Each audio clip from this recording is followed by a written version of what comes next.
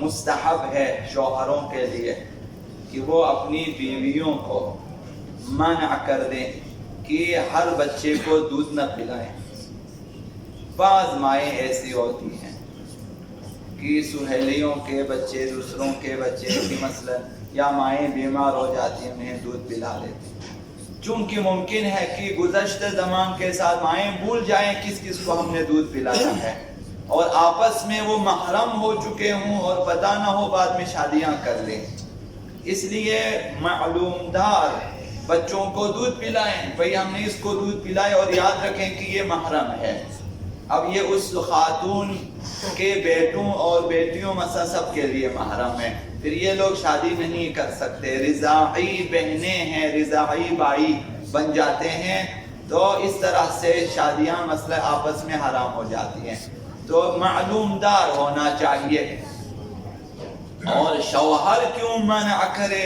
یہ ہے کہ بیوی جب بچہ جنتی ہے تو وہ جو دودھ ہے اس کا مالک شوہر ہے۔ شریعت میں شوہر کی اجازت کے بغیر بیوی کسی کو بھی دودھ نہیں پلا سکتی ہے۔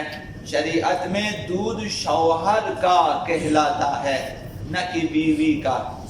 بیوی کے سینے میں ہے لیکن دودھ شوہر کا ہے، مالک شوہر ہے۔ یہ اس لیے شوہر کو منع کرنا چاہیے، واجب نہیں ہے، بہتر ہے، مناسب ہے کہ اگر خاتون جو ہیں عام بچوں کو دودھ پلاتی ہیں تو منع کریں، بھئی ہر کسی کو دودھ نہ پلائیں، وہ جو ضرورت مند ہے یا مثلا لاچار ہے، معلوم دار ہے کہ جس کو دودھ پلایا ہے انہیں پلائیں، ہر کسی کو نہ پلائیں۔ یہ ایک پہلا مسئلہ ہے۔ تو چونکہ محرم بن جاتی ہیں خاص شرائط کے ساتھ، جب محرم بن جاتی ہیں پھر ممکن ہے بھول جائیں اور آپس میں شادیاں کریں، جیسا کہ اس سے پہلے بھی ایسے واقعات ہو چکے ہیں۔ شاید بعض کو اس کے محرمیت کا پتہ بھی نہ ہو کہ دودھ پینے کی وجہ سے بھی مثلا انسان آپس میں محرم ہو جاتے ہیں۔ تو تین طرح سے محرم ہو جاتے ہیں، یا پیدائشی محرم ہو جاتے ہیں، یا دودھ پلانے کے سبب محرم بن جاتے ہیں، یا شادی کے سبب محرم بن جاتے ہیں۔ دوسرا مسئلہ، مستحب ہے کہ اگر بچے کو دودھ پلانے کے لیے کسی دوسری خاتون کا انتخاب کریں تو اس میں یہ شرائط دیکھیں، یہ بہتر ہے اور مستحب ہے۔ شرائط: مسلمان ہو، عقل مند ہو، بے وقوف خاتون نہ ہو، اور جسمانی، روحانی اور اخلاقی لحاظ سے پسندیدہ صفات کی مالکہ ہو۔ ایسی خاتون کا انتخاب کریں کہ آپ کے بچے کو دودھ پلائے، پاک دامن ہو اور زیبا ہو، خوبصورت ہو۔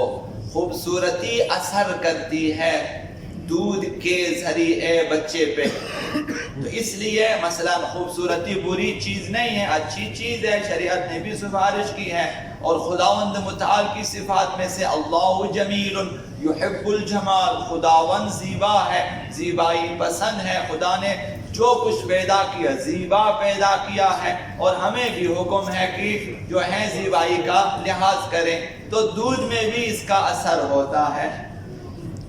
اور مناسب نہیں ہے کہ ایسی دایا کو اختیار کریں جو کافر ہو، بے وقوف ہو، کم عقل ہو، بوڑھی ہو، بدصورت ہو۔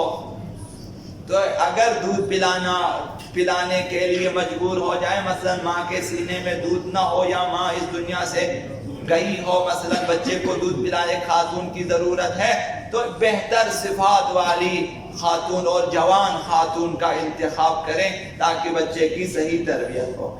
تو خواتین کی فضیلت کے سلسلے میں حدیث کا ایک جو حصہ آپ کی خدمت میں ہم عرض کرنا چاہتے ہیں۔ ایک طولانی حدیث میں مثلا پیغمبر اسلام نے بہت سی باتیں بیان کی، تو بعض خواتین نے مثلا یہ کہا کہ بھئی ساری فضیلتیں مردوں کے لیے ہیں، ہمارے لیے۔ پیغمبر اسلام نے بعض فضیلتیں بیان کی۔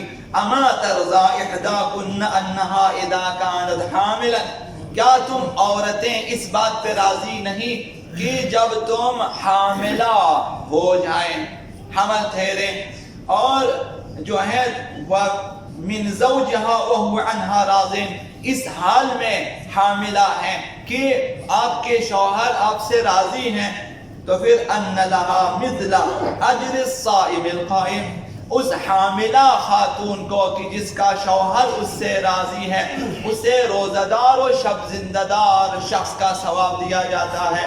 جب تک وہ حاملہ ہے اسے روزہ داری کا ثواب بھی ہے، شب زندہ داری کا ثواب بھی ہے، چونکہ حمل شبانہ روزی ہے، حمل جو ہے کسی وقتی نہیں ہے، رات کو بھی تکلیف میں ہے، دن کو بھی، تو خداوند عبادت کا ثواب دے دیتا ہے کہ شب بھی عبادت میں گزاری ہے اور دن بھی، اور وہ بھی فی سبیل اللہ۔ فَإِذَا وَضَعَتْ لَمْ يَخْرُجْ مِنْ لَبَنِهَا جُرْعَةً، اب جب بچہ جننے کے بعد دودھ پلانا شروع کر دے، ہر گھونٹ جو دودھ کا نکلتا ہے اس خاتون کے سینے سے، وَلَمْ يَمَسَّ مِنْ ثَدْيِهَا مَسَّةً، ہر بار جب بچہ دودھ چوستا ہے، إِلَّا كَانَ لَهَا بِكُلِّ جُرْعَةٍ وَبِكُلِّ مَسَّةٍ حَسَنَةٍ، ہر گھونٹ کے عوض اور ہر چوسنے کے عوض خداوند متعال اسے ایک ایک نیکی دے دیتا ہے۔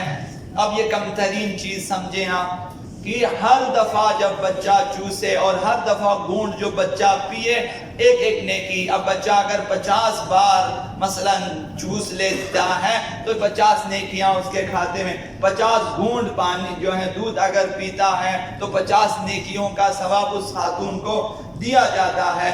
فَإِنْ أَسْهَرَهَا لَيْلَةً، اب مائیں عموماً رات کو انہیں جاگنا ہوتا ہے، بعض مائیں ایسی ہوتی ہیں کہ نہیں جاگتی ہیں تو شوہروں کو جاگنا ہوتا ہے جب بچہ روتا ہے۔ مثلا جب مائیں جاگ، پیغمبر اسلام نے فرمایا جب تمہیں رات کو جاگنا پڑے، فَإِنْ أَسْهَرَهَا لَيْلَةً كَانَ لَهَا مِثْلُ أَجْرِ 70 رَقَبَةٍ، 70 غلام آزاد کرنے کا ثواب ہے کہ خاتون رات کو اٹھے بچے کو بہلانے کے لیے، دودھ پلانے کے لیے یا بچے کی صفائی کے لیے۔ جب ماں اٹھتی ہے تو ماؤں کے تلے جنت اسی لیے تو ہے کہ اس قدر اجر و پاداش ہے، مگر یہ کہ مائیں خود اپنی جنت کو خراب کریں۔ تو فرمایا کہ 70 رقبہ، 70 غلام آزاد کرنے کا ثواب ہے فی سبیل اللہ، راہ خدا میں آزاد کیا ہو تو یہ ماؤں کے لیے فضیلت ہے، خدا متعال نے انہیں بڑی فضیلت دی ہے۔ یہ اس وجہ سے ہے کہ بچہ پیدا کرنا اور بچے کی تربیت کرنا اسلام میں بہت مہم چیزیں ہیں، تو لہذا مستحبات کو چھوڑ کر بچوں کی تربیت کرنی چاہیے۔ اگر کبھی مقابلہ ہو جائے کہ بھئی یہاں مجلس ہے وہاں میرا بچہ روتا ہے، یہاں مستحبی چیزیں ہیں وہاں بچے کی تربیت ہے مثلا، تو ان مستحبات کو چھوڑ کر بچے کی دیکھ بھال کے لیے جانا چاہیے۔ امام راحل کا واقعہ عرض کیا تھا آپ کی خدمت میں، اپنی بہو سے غالباً انہوں نے معذرت خواہی کہ میرا یہ بچہ آتا ہے آپ کو بار بار تنگ کرتا ہے، انہوں نے فرمایا کہ میں تیار ہوں ساری عمر کی عبادتیں دے دیں، یہ جو بچے کو بہلانے کا ثواب ہے وہ مجھے دے دیں۔